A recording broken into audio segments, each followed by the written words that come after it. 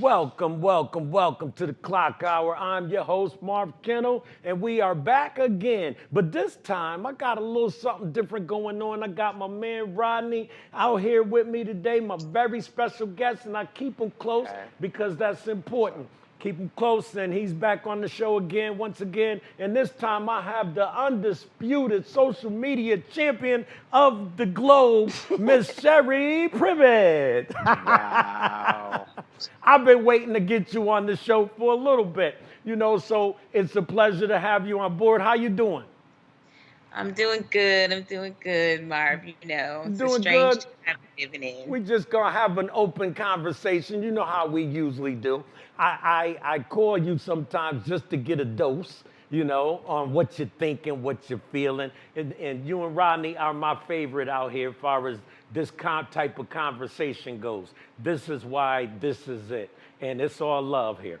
Matter of fact, Rodney, how you doing, man? I'm doing, man. One day at a time, man.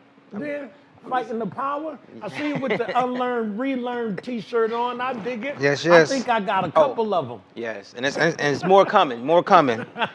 I'm working on some stuff right now. Right, I dig it. Y'all get at Ronnie and get his shirt, man. Social media, he's out there. Oh yeah. But my first question, I know we have a critical political climate out here today. I'm gonna start with you, Ronnie. Mm-hmm. Which political party you belong to? Not that it's anybody's business, but I just want to know what side you're coming from. I mean, honestly, neither. And the reason why I say neither is because on the Republican side, it don't have none of my interests at heart because I'm not rich, which a lot of times the way they move is towards that, as in like the stuff that I'm not agreeing with. But also with the Democrats, it seemed like they play good cop, bad cop, as in like the only time they come to us when they need our vote. And it's like, it's frustrating because, like I said, I want things to be where it's fair for everyone. And it's like this big game they play with us. So I wish we had a third party because, like I said, the games they play against each other is and we're in the middle. So that's what frustrates me. And it's all one big game. And one thing I've learned is that America is a corporation and religion is a business. So when you maneuver around them landmines, you get to see what's really going on. So. Wait a minute. You said America's a business. And corporation. A corporation, mm-hmm. And religion is a business. It's a business, yes. Okay. Miss Sherri, your thoughts, political party, and your thoughts on your reasoning. I mean, I've always been Democrat, but back when the Republican Party was somewhat normal, I could get with some of their, beliefs. I could cross the aisle on a few things, but now with this MAGA crew, I'm good. And I just feel like a third party is not going to change anything either, because if your intention is to get in there and be corrupt, what's the third party going to do? If everybody's still accepting money from the pharmaceuticals and the APAC, which is Israel, and all these lobbyists, what's the point? You're all corrupt. I can name a few.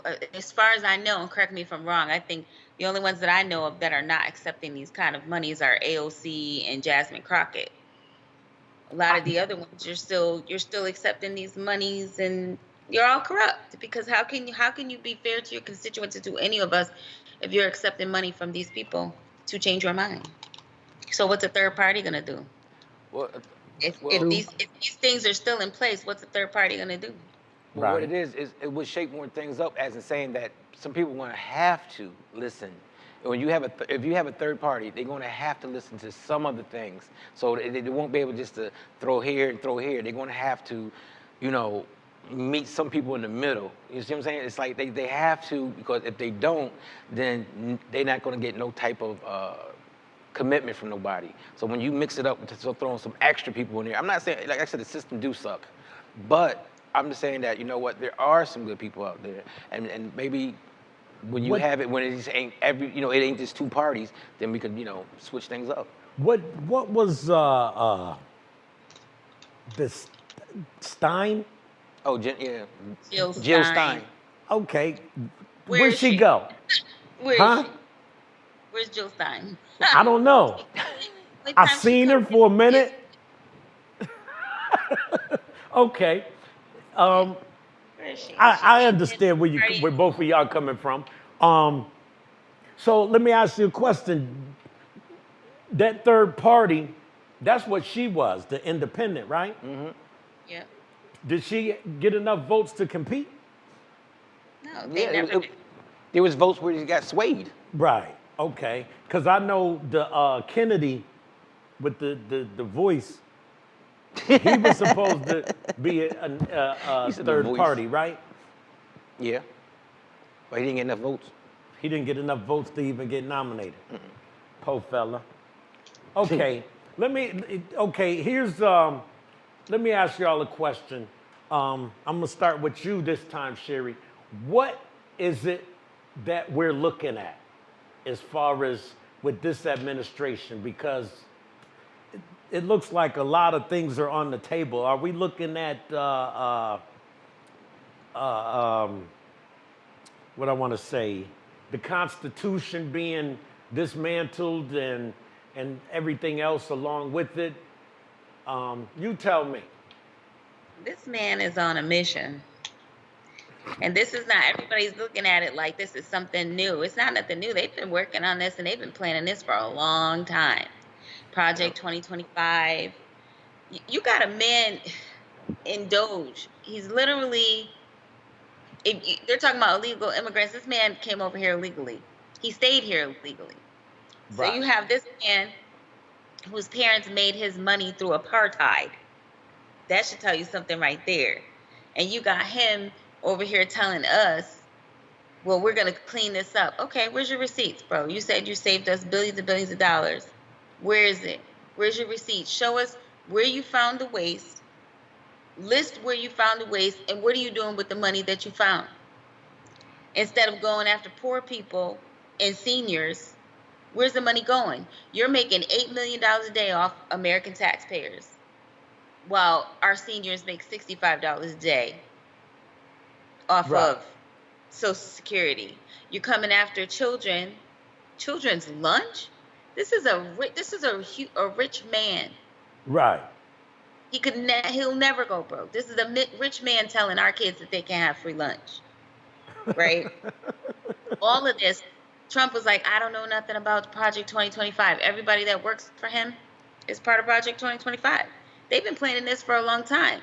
And I'm tired of these people like, oh, I didn't know he was going to do this and we would have never voted for him. We've been telling you. The Democrats were telling you. Plain people walking the streets was telling you. Everybody was telling y'all what this man was going to go in there and do. He just took out the database for corrupt police officers. Oh. So now So that means they could rehire all those hired crooked they cops and hire- stuff. Nobody knows how many, instances they have on the book of police brutality. We don't know nothing now. I mean, he's just literally taking us backwards. And the crazy part is he said he was going to do it. True. So what pisses me off is we talk about third party, fine, but you also know third party has no chance. You know it. People are stuck. They're going to do Democrat. They're going to do Republican. A few people are going. So these third party people, you're taking votes away from either or. You don't vote. You vote third party. You voted for Trump. Period. So we did have a lot of people sit down on this election. Exactly. A lot They of didn't people. care. They didn't like either. Right. Somebody this Caucasian woman the other day asked me on the job. She's like, I'm not trying to be funny or anything, but was Kamala black? I said, did we ask Bill Clinton where he was from? Is he Polish? Is he Irish? Is he English? Is he? No, y'all looked at his white skin and it was good. Did you ask any white president what nationality they were? What does it matter whether she was black, white, Hispanic, whatever she was? She called herself whatever she want to call herself. What did that matter? What really bearing did that have on her? She When had you the look skills. because that's all we need. Y'all talking about get rid of DEI. What you worried about? Where's she from? Does she have the qualifications? Because that's what we're talking about, right? Right. Y'all said people that are qualified. Okay, match hers up with Trump. Okay. How See, I how mean, are we here? Right. check it out with me. What I'm loving about it, and it ain't not loving, but he's breaking the whole system. And I told people, this country was founded on robbery, thievery, and rape. Let's He's break it. robbing us Let's break the blind. whole. Let's break the whole thing. Why not? You know what I'm saying? But I hate that the fact that people that we love is gonna be hurt by it. But what do we really got to lose? They're not gonna. They're not gonna stop doing what they're doing, and we just gotta say, you know what? Forget them and do what we start doing what we doing. Because what it is, you got to know this too. All this stuff they doing, it was trying to hurt black people. Because 93% of queens voted for Harris. 83% of black men voted for Harris. So he's coming at us, but see what it is, we always been used as poster childs for EBT and welfare and everything, and they better understand something. There's more white people on welfare than blacks. There's more people EBT. So what it is, he's basically hurting his base. So, like I said, all this had to happen. And what we gonna do with it though? Are we gonna start doing what we need to do as a coming together and stop being ignorant towards each other and break this cycle and generational curses and all that other stuff? Or are we gonna keep doing the same tired stuff? So in this moment, I'm liking it in the sense because we're all uncomfortable. Nobody's comfortable now, which is good because now you're going to see either we're going to get closer to God, or we're going to keep going to the left. It is what it is. So I Well, that's the thing. Is everybody go? This ain't the same generation from no. before because everybody's too worried about their things. They're You're what? not. materialistic, They yo. give you things. It's sort of like when I was reading about the Great Migration when the blacks came up north for their Right. jobs, right? Right. They get here, they get a little bit of money, they get into their little nice little homes and neighborhoods, and they think they've made it. And now when other blacks want to come up from the north, they're like, "Oh, we don't want them country niggas up here." So now y'all made it, so forget everybody else. Right? So that's the kind of mentality that we've taken on now, and nobody wants to stick together. Those people, and y'all know who I'm talking about, will stick together like a tick on a dog, Right. but not us. No. We will make it. Not all of us. I'm not saying all of us. So don't No. want to get me wrong. Right. We'll get things. What did they say back in the day? Throw some shiny things at black people, and you can pretty much do anything you want to do to them. George Right. Wallace. George Wallace said It's that. like, look at the birdie over here. Let's take that from them. If we Right. keep them happy with these shiny things, they'll never know they're really not free. Exactly. So a lot of people have just become selfish. It's about me, me, me, me, me. As long as I have what I have, I can't be worried about everybody else. Not knowing that is when it comes down to it, you're gonna be right where we are. And that's what I've been trying to tell people. It's like how people are going about it now is like understand. That's why I said we all uncomfortable now. Cause see, when people was like, "Oh, you ain't gonna okay with Cubans down in Florida talking about, oh, but undocumented all that." Now they getting touched.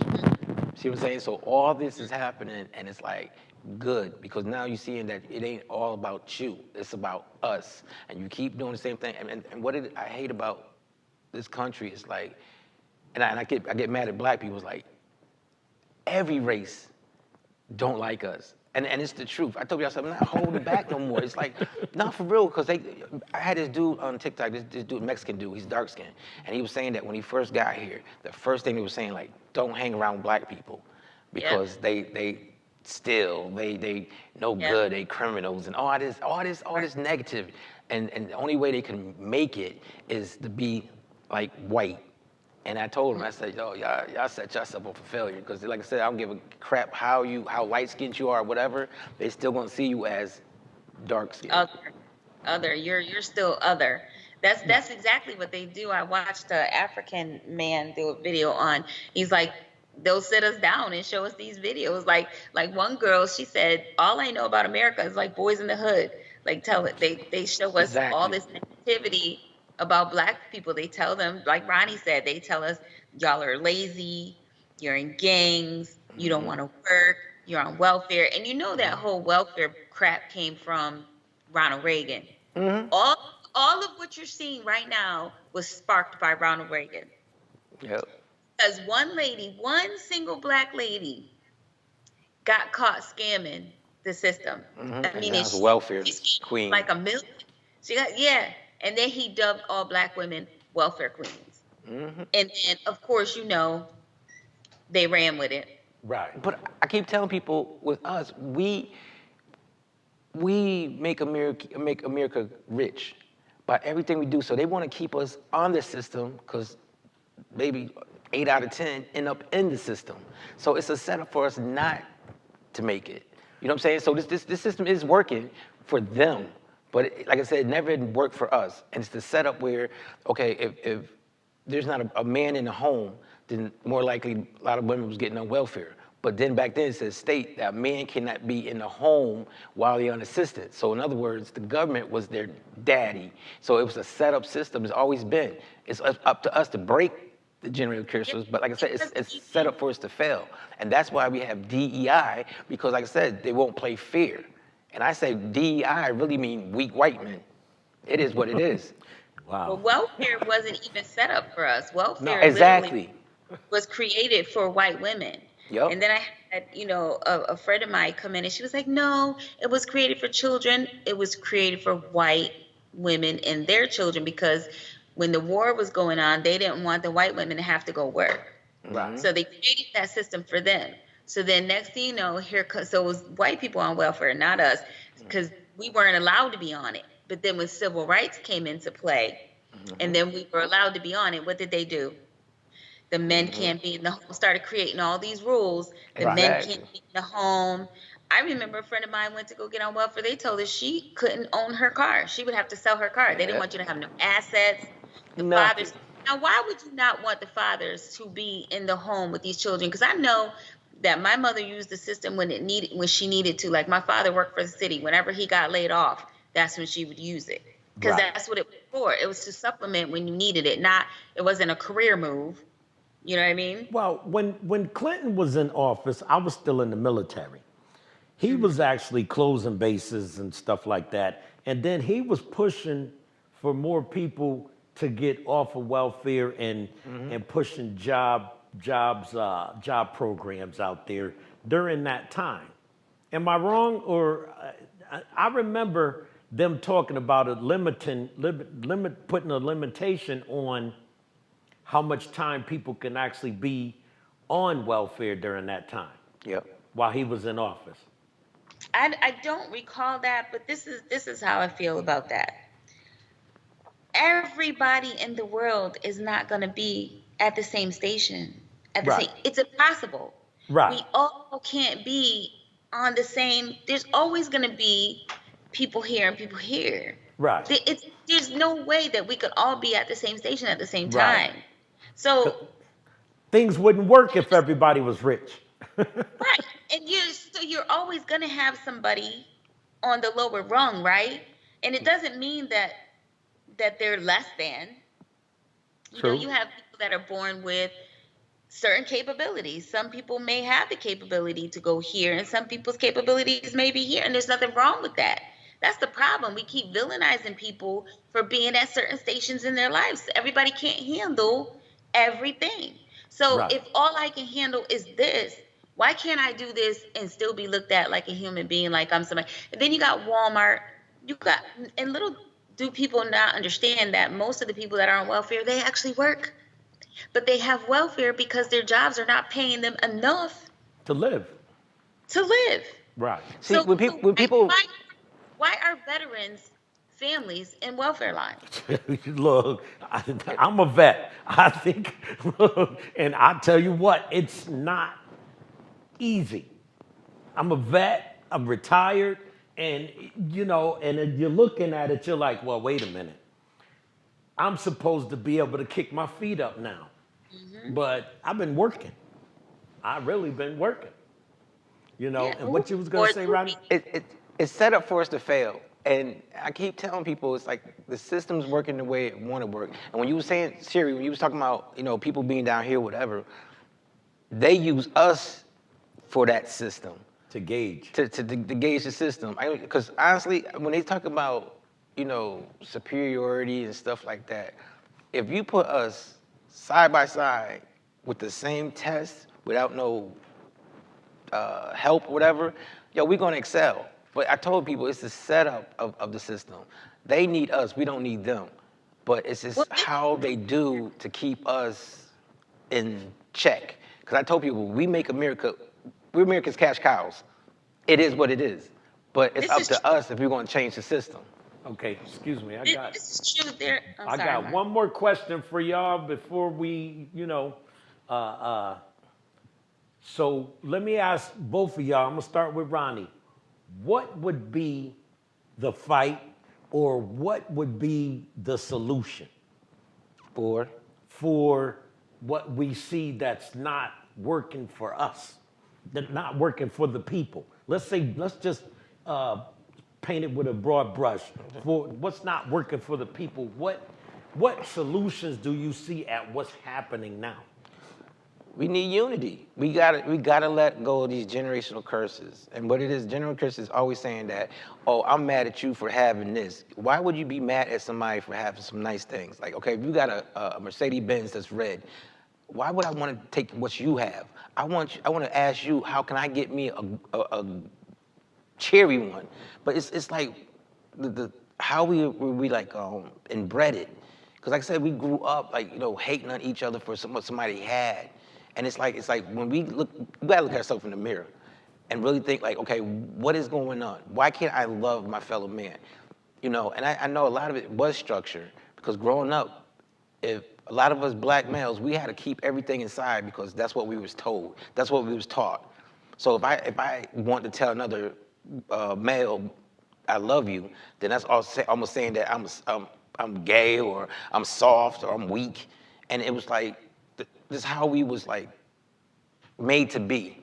But also know now we have a chance to change things because everything is in front of us. It's up to you if you want to change it. So you want to get stuck on stupid, then stay stuck on stupid. But we're in a time of truth. And so I hope people will really realize to understand that we need each other, whether we like it or not. But I'm not going to deal with fake and phony people, not just to profit off my back, whatever, but actually want to go raise up together. Right. So let me get your take on what would be our fight, Sherri?